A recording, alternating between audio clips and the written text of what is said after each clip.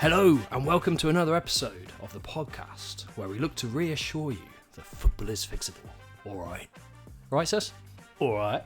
Welcome to the podcast where we look to fix things such as football rules and tactics and managers and so on. And we're going to use that today, probably for a large part of the episode, on England, as we're doing a sort of Euros special, Sess, aren't we? We are indeed. I think everyone's pretty much agreed that there's a lot going wrong with England. Yeah, it's obviously front page news at the moment, and well, the nation's it's a bit of a low mood after a couple of fairly, another word for dire that's not so. I know there's been a lot of people have been calling for us to fix it. And when I say a lot, I don't mean a lot. No, it's been. I say a lot quite wrongly. Yeah, absolutely. So with that in mind, let's start talking about some of the news first before we get stuck into the actual tactics and things. What are the main problems around England? What are the people saying? One thing about England that I found was something that Rio Ferdinand said. So Rio Ferdinand thinks Bukayo Saka might have to play at left back. This was in the build-up to the Denmark game. He was thinking, he's going to have to play at left back. If Shaw's not 100% fit, then we're bang in trouble. Because you remember after the Serbia game, I think Trippier had a bit of a scare, didn't he? I don't know if that was part just to take the pace out of the game and just let everyone just get a bit of composure back and breathing. But he's just kind of acting. So he's basically just looking for the first left-footed player he could find. Yeah. Our best right-sided sort of wing forward. Yeah. Let's put him our best wing forward. Really? Well, yeah, I suppose. Yeah, that's his natural position, isn't it? Yeah. In terms of the most consistent attacker in the last few years, you'd have to say Saka. Yeah. Absolutely. Yeah. So that's the first bit of news. I've got another Souness watch. He's been on fire recently. Your old buddy. Yeah. So, because he's Scottish, he clearly watched the Germany-Scotland game and then had his, what's the saying? Had his hump. Had his hump. Yeah, I can't remember he basically... Ran off in a huff? That sort of thing? Yeah. He was in a huff. Let's say that, yeah. Right. So he said that he questioned if Germany are actually a good team. Right. He said the jury's still out on Germany. Did he actually say that? Yeah. I just thought, when he said that, I thought, is the jury out for anyone? I'm pretty sure that they're the most informed team at the moment in the tournament. If the jury is still out on them and absolutely hammered Scotland... then I think that's just a personal thing, isn't it? He's just running on emotion there. Well, yeah, maybe it might be, he's not happy, like you say, he's in a huff or whatever. But also, if they still battered Scotland and they're not even that good, that's quite a damning indictment for Scotland, isn't it? Yeah, well, the thing is, he even took it away from Germany. He was saying it wasn't necessarily about Germany being great, it was more about how badly Scotland played. But Scotland played badly because Germany played well. You can't take that away from them. I just thought it's another one of those situations. I think he runs very hot on emotion and he doesn't really think. I said this to you before recently, didn't I? Think. Yeah, because he a very emotional guy, and there's very few, if any, pundits in their 70s nowadays, and he is someone who is a very hot-headed guy in his 70s that can't seem to understand that things have moved on. The football has moved on. It's a modern game, and he can't accept that it's different. Because he was saying with that Germany Scotland game, wasn't he, that they need to go in hard on Germany. They need to leave some elbows. They need to floor them, use elbows any way. I think he said any way to put them on the floor. But if they did that, then they would be disqualified and probably kicked out of the tournament. They already had one player sent off. Yeah. So Souness just cannot understand that the game has moved on in the 40 years or whatever since he retired. I was going to say to you, I mean, I really respect Souness. I said for quite a few years, I quite like having that mindset on there. Keane provides a similar kind of, that winning mentality, but from the old. And I kind of like, because I get a bit nostalgic when football used to be, when we were younger. Obviously, it wouldn't have been Souness days, but more Keane's sort of days, when it was a kind of fighting attitude you had to have in the middle of the park to be a good player and all of that. Yeah. But that has changed. Yeah, I mean, it's completely changed. Scotland had a player sent off. It was a bit of a rash challenge, but it was actually quite a nasty one in the end. Yeah, it was really nasty. But I mean, I think even with Keane, he's very much an old school kind of guy. But he's understood that the game has moved on a bit, and I think he's been able to slightly adapt more than Graham has, because I don't think Graham has adapted at all. I think that's the problem with him. Yeah, I see what you mean. Yeah, I like hearing his stories whenever he's on the podcast with Simon Jordan. Simon Jordan, Yeah. and they talk about his playing days and stuff. I'm fine with that, but as soon as he starts talking about the modern game, he's completely out of touch. His approach to the modern game wouldn't work. Not because at all. Not at you all. know, it worked in his era, but Yeah. it's very different, like we say. Yeah. Yeah, interesting one. ESPN, who I think they're doing it for clickbait and that kind of thing, really, to get some clicks. They baited you into the They clicks, baited me, didn't they did. Yeah. But I thought, this is good for news. Because it shows, we fix stats going back a little while now. Fix how you use stats in football, because people don't know how to use stats properly. So please go and listen to that episode. So that their headline was, no players created more chances than Trent for England at Euro 2024 so far. And he's yet to play a full 90 minutes with a shock emoji. Yeah. Would you say that's a fair stat that clearly means that he should be playing every minute of every game? It's a fair stat, but it doesn't mean he should be playing 90 minutes every game. Because you can probably find stats that we've said before. You can find stats to prove anything. Exactly, it's manipulating the stats. When I saw it, I thought, well, hold on a minute. Yes, I'm not saying Trent's the main problem, and we'll get onto what the main problems are in a minute. Yeah. But how many chances have we created anyway? We haven't really created many. You said earlier before we started recording that England's 2 goals we have scored so far were a bit lucky, both of them in different ways. Lucky deflections in a sense, wasn't it? Yeah. And sort of, you think of the chances that we've created, I wouldn't say that there's loads of them anyway, so it's probably not that difficult to be the most creative player in that sense. Yeah. You get 2 chances created. I'm the most creative, It's like that stat where they say Musiala is the top scorer in the Euro so far with two goals. Yeah. It's like that. And So it sounds it is a great as a stat, headline, but- and it's yeah. true, but if you actually look at the context, it doesn't really mean anything. Yeah. Yeah, I agree with you. Well, I've got one more Souness one, and I thought this is something that might turn you against Souness. You and Souness, man. Leave him alone, will you? All right, well, let's see what you think after this. He said that after the Serbia game, the first game, he said that Saka had a bad game against Serbia. Yep. What? He said he had a Saka bad was game. one of the better players on the pitch. Hey, this is why I'm saying that he's out of touch. This guy's an idiot. All of a sudden now he's an Arsenal not fan. having You're that. Whoa, Get out. whoa. Yeah, I'm not having that. there you go. Right, so with that, let's get into the episode. Right, so let's get stuck into England then, because that's on everyone's minds at the moment, isn't it? Up and down the country, everyone's got their own England team. Yeah. And Every pub has their own lineup. Yeah. yeah, exactly. I think we all have a no. We all know better than Southgate, don't we? Yeah. Which could be true. I don't know. I mean, it's been 8 years, and I think more and more people have started to realise that they could do a better job. Yeah, I said this before, and I know we've both said this before, but we both respect what Gareth has done in terms of how he's created a nice culture between the England team, the media, and the harmony between the players and stuff. And the results in the tournaments, like the 2018, 2021. Yeah. There's the final outcome we're happy with. Not necessarily There's the clear games. progress. Yeah. But now it's getting to the kind of the peak now where we need elite decisions being made, and I'm not 100% sure that Southgate's the man for that. I've kind of had, because of the credit in the bank he's got from those good things that he's done, it makes him a bit more endearing, and I kind of give him a bit more of a chance. But I'm starting to get more and more frustrated because what word would you use to describe the England performances so far in this tournament, Seth? Well, there's no point in me saying it because I'll just have to bleep it out. Oh. Yeah. Oh, wow. There's no need for that. Yeah. It was disappointing. Yeah, disappointing. But the thing is, I suppose with most tournament, especially in the group stages of a tournament, it gives you this false hope that the first game, that's just you getting started.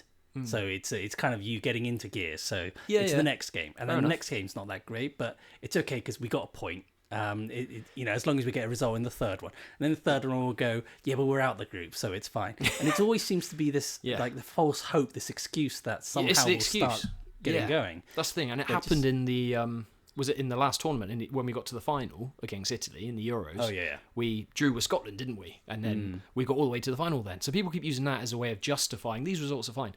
Okay, the results, in a way, we're lucky to get that draw the other day, in my opinion. Yeah. The results you might accept, the performances though, and I'm not blaming the players, the system is wrong. I just want to mention something that Manny Petit said. Okay. So he was saying he didn't understand what was going on the pitch when he was watching England. He thinks Southgate has a big responsibility for that. He's causing that system, basically. And when I watched the game, I had no idea what the plan was. It's mental and physical. Some players look tired in terms of the mental strength and so on. The main kind of thing he was trying to say was England needs to change the starting 11 and the tactics. The manager must be an inspiration. He doesn't think Southgate is that. And this is from someone who's won the World Cup, he's won the European Championships, won the Premier League, and several other things as well. Yeah. A comment underneath that, I think that was a Talk Sport article or something. There was a comment just from a punter, if you like. I won't name who it is, but this person thinks that the England team are deliberately not performing very well just to trick everyone. So, oh wow! I thought that was a brilliant theory that had to be mentioned. So I think this, and I quote, I think this is a tactical and mind game masterpiece being put into action. I mean, he can't actually be thinking that, can he? I wonder if England's performance has been that disappointing that it must be pretend. It's not real. No, it's the only logical explanation. Yeah. Considering how hard it is to get knocked out of the group stage, Southgate has the team doing the bare minimum to get out the knockouts, just to trick everyone and sort of bring them into a false sense of security, is what he was saying. So yeah, I had to record that one and bring it into the episode. So I thought that was amazing. Genius. But yeah, Petit was saying really it is on Southgate to find the system to suit the players we have, and that's what we're going to get into in a bit, isn't it? Yeah, I think we've mentioned before that every time we see him in a tournament, we just kind of feel as though he's slightly out of his depth, if anything. Certain decisions, like it seems like you wait, and he's very. I think we've said it before that he's reactive rather than proactive, isn't he? Yeah, definitely that. And also when he starts a game, he starts off. We've said before he's a defender, or he was a defender in his career, and he thinks very defensively. So he sets up the team in a defensive manner to sit back, for example. And two pivots as well. There's evidence. I mean, a lot of the top sides, say in the Premier League, for example, they don't have two pivots. I said that, didn't I? I was saying if you want to be one of the, actually, England are the favourites, aren't they? Or were they probably. We're third now. I saw the news thing today. We've been brought down to third from Opta, understandably. But yeah, if we're going to be at least one of the favourites, if not the favourite, before the tournament started, then you cannot think like a team that's going to have two pivots and sit back and probably concede possession more than the other team. Exactly. You can't think in that way. Man City would never have won. I don't know any team that's won the Premier League that's done that. That's sat back or anything. Man City, actually, with John Stones when he was fit, there was times as a defender he was running he was the furthest Man City player forward. He was allowed to run up the pitch. Yeah, I mean, Pep's found loads of different ways to try and get as many people attacking as possible. Exactly, And I said before that because we are such a top-heavy team, all of our the best players that we have, or the most world-famous players we have, they're all in attack. So we need to feed the attack in any way possible.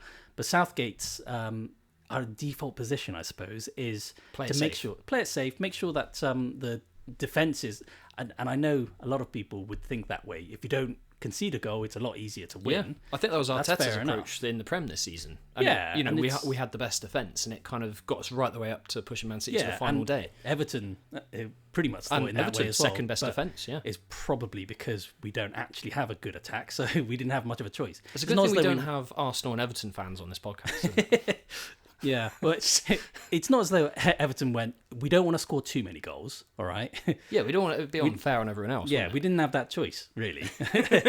But yeah, I just think that we're such a top-heavy team where... With talent and attacking areas. Talent on the bench, I mean, they'd be able to fit into most teams in the world. And yet, we've got Southgate, who, I'm not going to say he's a bad manager, but he's not a manager that is... equipped to deal with the attacking talent. Yeah, I agree. I think there's one thing I would say things like Harry Redknapp. I've said this in the past. He was a brilliant manager at kind of getting the players feeling like they're loved, and it brings the best out, gives them confidence, and that takes a player a long way. Yeah. These players, though, you've got Foden, who was one of the best, if not the best, Premier League player this season.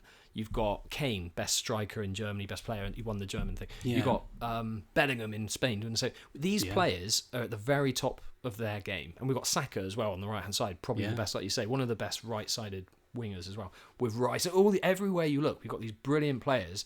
They need to be playing the sort of way that their clubs do, which is generally a high press kind of game, high speed, on the front foot, not sitting back. It's not what they do. Yeah, they were definitely sitting back, and I've mentioned before that we need to be a forward-pressing team. We need to have everyone facing forward, effectively passing forward, instead of kind of like conceding possession or playing the counter-attack or passing backwards just for safety or anything. Yeah. But I also found that his substitutions have always been under scrutiny in a sense. Yeah. And I know that Bowen didn't do too badly and Gallagher didn't do too badly when they came on. The problem I have is, if you're conceding possession at the moment with our team, I think the best thing to do is to shore up our attack, because our attack wasn't doing their stuff. If you are sitting back, what you're doing is you're inviting pressure. Yeah. And in order to relieve that pressure, you need to be able to find an outlet up front, like Kane, for example, if he can push forward. Yeah. But Kane was getting frustrated because we were sitting back. He would come back to normally the defensive position. You'd find him next to the centre-backs at some point, in which case there's no way to relieve the pressure that we've been having. And then the substitutions that are coming on, what Southgate is thinking, oh, well, we're kind of conceding possession in midfield. I'll add another midfielder. I'll put Conor Gallagher on. No, what we should be doing is actually shoring up the attack. We should be Palmer, for example. Well, Palmer's brilliant for that. Yeah. Gordon. I was going to say, when Watkins came on, it changed up the front, didn't it? In terms of, we had a bit more legs up front, we had a bit more kind of stretch in the defence, and suddenly Denmark had to drop deeper. And Lineker did a brilliant piece on that, didn't he? Where he was saying about you need to stretch the game, so he needs to go forward, and if you do want to come back, then you need to go forward first, push the defence back, and then you come back. Keep the defenders on their toes, keep them thinking, they don't know what's going to happen, and also that's going to create more space in the middle, where you look at Bellingham, Foden, Rice. I mean, what a middle three that is. We'll talk about some of the fixes we recommend in a bit, but those three, you want them on the ball as much as possible, really, don't you? Yeah, absolutely. I think it's just that he mentioned, didn't he, that he hasn't found a replacement for Calvin Phillips. Sorry, I don't know. And I think everyone in the country laughed at that. You could hear kind of like that moment in Naked Gun where face slap, face palms, and you could hear the entire nation do a face palm to that. Can we get a sound effect of that? Because it just shows the mentality that he has. Of I gave you an analogy earlier, didn't I? Where he's got a certain setup, sit back, having two pivots, and he's trying to find a replacement for Calvin Phillips. But I said it's the same as Lewis Hamilton for Mercedes. Mercedes are doing really badly at the moment. Hamilton's coming 6th and 7th and everything. So Mercedes are going, well, instead of fixing our car, what we need to do is we need to get Hamilton to wear the same helmet that he wore when he won the last championships. What's the point? That's not addressing the actual problem. Yeah, exactly. You need to fix the car. The car is obviously the problem. And it's the same. The system is the problem. There's no point in trying to find another Calvin Phillips to fix the sitting back position that's already getting us into trouble. Yeah. Our defence, there was this whole thing at the beginning of the tournament where everyone was saying that our defence is the weakest and stuff. That's been our best thing, really. Our defence. Gahey's been amazing. Yeah, he's been really impressive. Yeah. I think now it's come to the point we need to to step in now, don't we? So we it's us two to step in. Shall we get into the fixes then? Let's do it.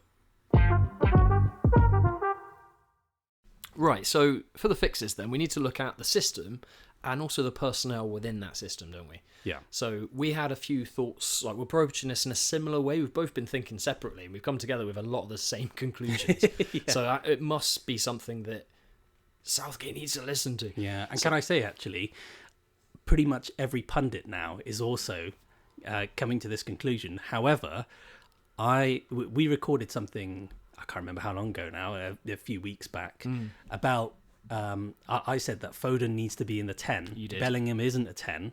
No. Bellingham is an 8. Yeah. And so he needs to play as an 8. And all of a sudden now, that's all I'm hearing. Everyone's saying it. Well, they've had a chance to listen to that podcast episode. Yeah, exactly. So. They listened back and they thought, I'm sure Sess and James have an episode where they can fix football. Let's listen back to the episode. They got back to it and they thought, aha! It's genius. So that's it. We've highlighted a couple of key problems. If Southgate wants to play this system, and most of the the strongest kind of front-footed teams, they're the ones who get further in the tournament, it seems. I mean, Spain right now, they're really high-pressing, on the front foot. Really fun to watch. And they're fun to watch. The players seem to be enjoying themselves, and they're looking dangerous. And you look at the other top sides, they're really getting that press right. Denmark, actually, they press really well. They looked a lot more of a kind of cohesive unit than we did. They did it as a team, not as individuals. Exactly. And that's one thing we weren't doing. Because you can't press individually, can you? You have to press as a team. So what we mean by pressing, by the way, if anyone is just wondering what do we mean by all this, it's a lot of this language is used a lot in football now, isn't it? So pressing it, putting your opposition under pressure, but you do it as a team. So you might approach one player who's got the ball, but your teammates are approaching their passing options, so they don't have opposition players to be able to pass to. And if you're doing that consistently as a unit, eventually you're going to win the ball back. Because the opposition who have the ball, all of a sudden their outlet up front is kind of gone missing, so they have to start passing back, and then all of a sudden they're being pushed back. We are actually going to, just a little plug for our spin-off show we're going to be bringing out soon, so we're going to do a Fixing Tactics spin-off show, and where we're going to actually illustrate what we're trying to say, but you're going to have to use your imagination with what we're saying. It's probably going to be as global as our podcast, and we'll make as much money as we have on our podcast as well. We've actually got tactics boards and everything, haven't we? We're really we're pushing the boat out on that. Our investors have been very generous. We have, we have been. I think we've been quite generous. We've been very generous. But so one thing we're going to look at. So that press. Should we look at the press first, Sess? Yes, we shall. So if you're pressing as a team, why aren't England doing that right at the moment, do you think? Firstly, because they're not doing it. Oh, right. That's the main thing. If they're not doing it, then they're not doing it right. Oh, right. Are they trying, though? Because I've seen, in both games, Foden is really working hard to press his man. Saka's doing the same thing. There's moments where Rice is doing it. He's coming right the way up the pitch to press in the final third. Yeah, and that's the problem, because you're talking about individuals who have done it on occasion, but we said right at the beginning that you need to do it as a team. Exactly. If you don't do it as a team, then you might as well not do it at all, because otherwise you're out of position. Well, that's the thing. I think that's what people need to see. If one player does it, but no one else does, all you've done is create space where you were, so then the opposition player can then pass into that space. What you need to do is you block the opposition off, like I said, but also it's blocking the passing lanes as well, isn't it? So there's no options. You're trying to basically squeeze the opposition into conceding possession. So two things about the pressing. That was good, right? That was very good. Well done. That was it was impressive. Yeah, for once. Hey. So two things about the pressing. One is that we're not doing it as a team. You've got people like Trent he was basically wandering around on Thursday I don't know what he was trying to do. You sort of talk in football, you sort of high intensity runs and stuff. It certainly didn't look like he was doing a lot of those. I mean, he was put there basically because, like we said, he can't defend. No, he really can't, and you can't rely on him to defend. Although someone told me today at work, who is a Liverpool fan actually, and he's probably not biased in any way. Oh no, not at all. Okay, and I love him. He's brilliant. He's a great colleague and everything. But just to get that out there, just in case he's listening, I won't mention his name. Right, I'll just edit all that. But he was saying he actually thinks that Trent's a better defender than Walker. What? Yes, I'm not sure. I'm not saying Walker's, Paolo Maldini, but at the same time, Walker, he's proven that he's got a good defensive acumen to it. Yeah. He's got that in his game, as well as the pace. I think that saves him as well. Yeah, I mean, there's things you can say he's better than Walker at, which is, his passing. His passing, definitely, and his vision. Long shots and that kind of stuff. Absolutely. Yeah. He's better than most players in England. Yeah, definitely. But defending, that's the one thing I would say that Trent isn't good at. Don't get me wrong. I don't think Trent should be a right back. I don't necessarily think he should be like a holding midfielder. No. But also, I don't think you should be experimenting with that during a tournament. European Championship. You said this actually in the friendlies and stuff. We weren't trying new tactics really. Why is that's the time to try out one of the biggest players, faults that I have with Southgate is that he's experimenting on certain things, and he's completely negated the idea of using the friendlies to learn about it. Like, we have no idea how good Wharton or Mainoo could be in that midfield role. Yeah. Branthwaite never got a chance, even though he was probably most people would have chosen Branthwaite over even Gahey. Although now I've got to say Gahey, brilliant. He's been I'm glad he's in there. Yeah, but there's so many people that you think you could have tried out. Surely he could have played one game where Foden could be in the number 10.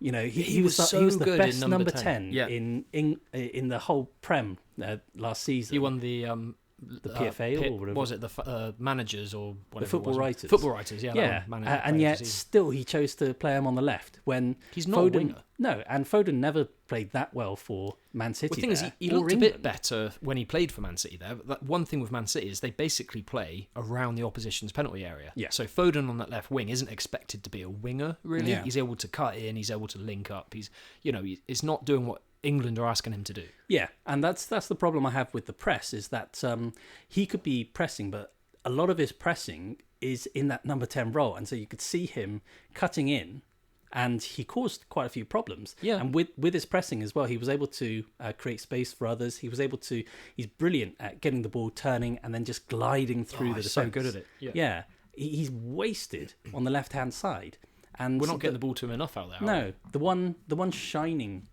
light was the first half with Foden in that 10 role that he dropped into the middle. Yeah. So I just feel as though that's the thing that people are calling out for now, because it's so obvious to see, isn't it? Yeah. And that left hand side, it's a big gap. If you're gonna have anyone, then you just put maybe Gordon is the most natural left-sided wing forward we have. Yeah. But I couldn't care less if Palmer played there, just not Foden. Yeah, get Foden in his best role. Yeah. With that whole back, Bellingham, in terms of the net gains, yes, Bellingham could be in that role, he can cause havoc. But like you said, box to box, number 8, and drops in.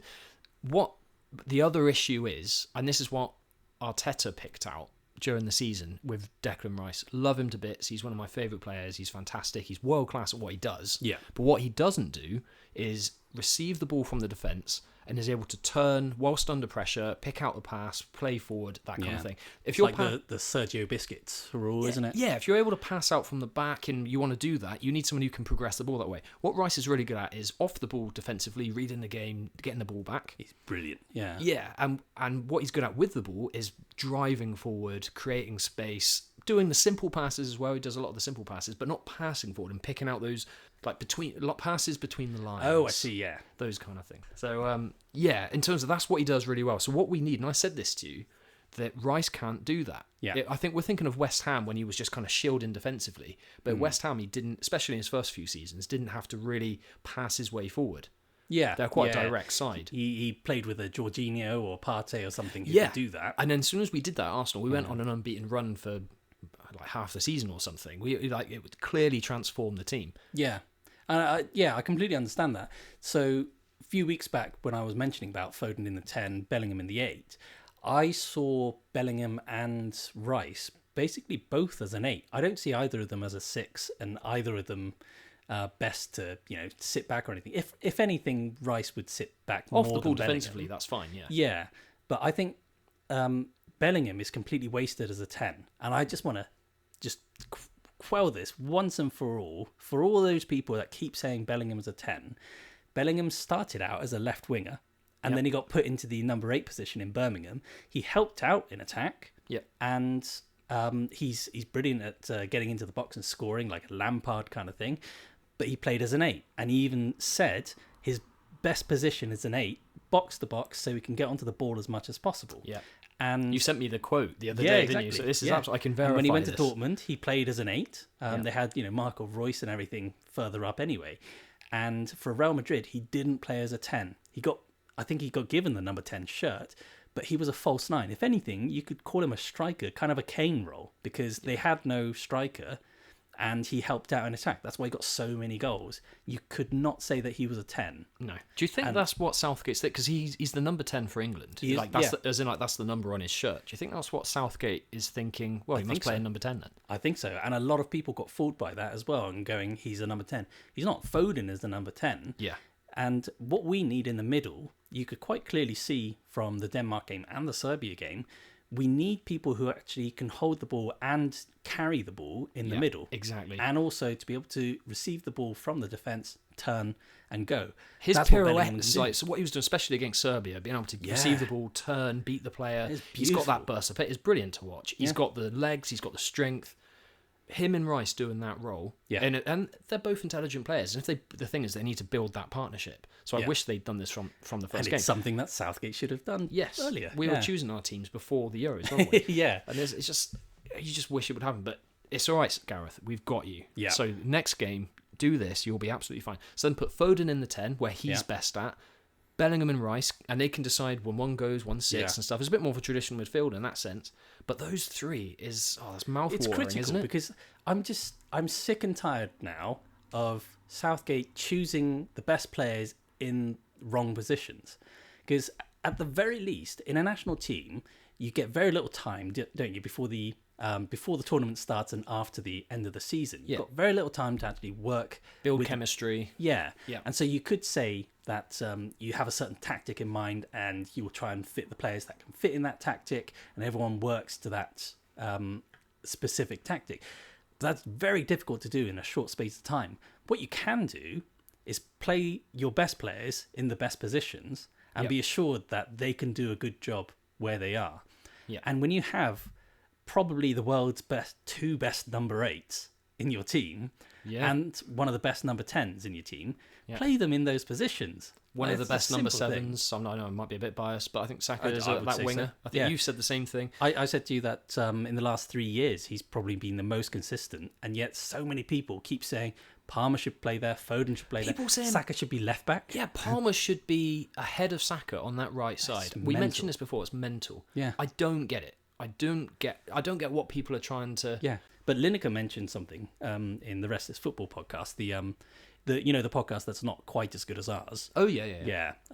They just they got all the things like popularity and esteem, but celebrities on it. They'd have to use tactics like that. But he mentioned don't just worry about your weakness, play to your strengths. And our strength. But basically, he listened to our podcast. That's what you said earlier. Yeah, he stole it. So that I think it's exactly that. Now it's gotten to the point where so many people are agreeing with us now and saying, let's just go for it. Let's high press. Kane's not droppable because he has been substituted. However, if Kane's going to stay on, he needs to press. At the very least, he needs to stay up front. Lineker had that moment, didn't he, where Micah Richards asked him, didn't he, on live on BBC on Match of the Day at the time, what would you say, Gary? And then Lineker and it was brilliant to hear, wasn't it? How he said, Kane needs to do this. Gareth needs to have this chat with Kane. And he gave the instructions that what he needs to do. Those high-intensity runs for a start, he needs to do more of them. If you can't do them, then I'm sorry, but if you're going to play a high-press game, everyone needs to be able to do it at high intensity. Yeah, it doesn't matter about your name. Watkins actually looked better in doing that. When he came on, he looked. Suddenly he caused a lot more problems. Yeah. Kane's a brilliant player. We're not saying he isn't, but the style of play, the system. If we're going to keep to the system that Gareth wants to play, then Kane can't do that role. Yeah, and I think a lot of people will not be surprised when in the next game the camera pans over to the bench, shows Southgate, and then shows you and me standing next to him with a clipboard, just showing him. Yeah, I hope so. Yeah. I haven't received the invite yet, but hopefully. Have you not? Oh, okay. Oh, it's awkward. Oh, he said I haven't checked the post. Maybe you can. I haven't checked the post this week. Maybe it's in there, but I don't know. Or maybe we'll see him with the headphones on and listening to Spotify where you can catch our podcast, which because you're listening to it. Yeah. Anyway, right, let's get into the lineup, Sess. Okay. How are we actually going to fix the lineup for Southgate then? Okay, so this is going to be for the third and final group game. Yeah, which is actually important. We need a point from it at least. It's not too far off. It's just how we play. So even if we have the same players on the pitch as the last game, if they're high pressing, then that's at least a little bit towards what we want. Yep. However, I would immediately take Trent off and put Bellingham in the middle. Yep, next to Rice. Foden in the number 10 role. That left position, I'd be happy with Gordon. I'd be happy with Palmer. If you're going to experiment with anything, put Trent on the left. I even think Watkins could go there, Watkins, my top two choices, because of the pace and what they're offering in terms of stretching the team, getting him from behind, they do it at their clubs, is Gordon does that for Newcastle. Yeah. Watkins, he did it for a long time. Emery's kind of moved him more central now at Villa. But he's got that pace, he's got the strength, he's got the height as well, especially against Denmark. Yeah. He might have been the better choice in that sense. But Gordon as well. Either of those two on that left-hand side. Yeah, I think that's best. So we've got the middle three, like you say. I completely agree with that. Saka's still first choice on the right, and he's got to be. Absolutely, yeah. And Kane is world class at what he does, but what he needs to be able to do is press consistently for periods of the game with the team. And even if he does it for 60 minutes and he's shattered, fine. Then take him off, put Watkins on or something. Exactly. But I'd be happy with that. We're just not happy with the way he would just kind of stroll into the midfield or sometimes into the defensive line, and then we lose all possession up front. Yeah, in terms of system-wise, I know going back to that, Kane is not allowed to drop back into his own half. Yes, absolutely. I mean, okay, but for corners and things like that, but in general, I'd be saying, I don't want you dropping back. The goal we conceded against Denmark, he dropped right the way back to where the throw-in was on Trippier's side of the pitch, and then passed it to the Danish player for them to score. I know we're picking on Gareth here, it seems like that, but he is the England manager. And we've stood behind him for a lot of times. So I think now we just need to win because this is a golden generation. So there we are. So we had to get that off our chests. We had to look at how to fix England. Thanks for listening.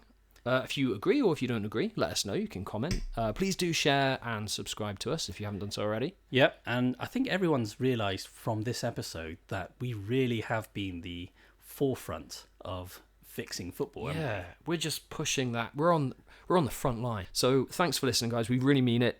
Some really good comments in the YouTube. The love I'm getting on YouTube videos as well, by the way. The little adverts and little things. We're getting loads of likes and things as well. So thanks for that, everyone. We really appreciate it. Obviously, we like to have a bit of a laugh and a joke as well. But thanks for listening. And it's goodbye from me. And it's a goodbye from me.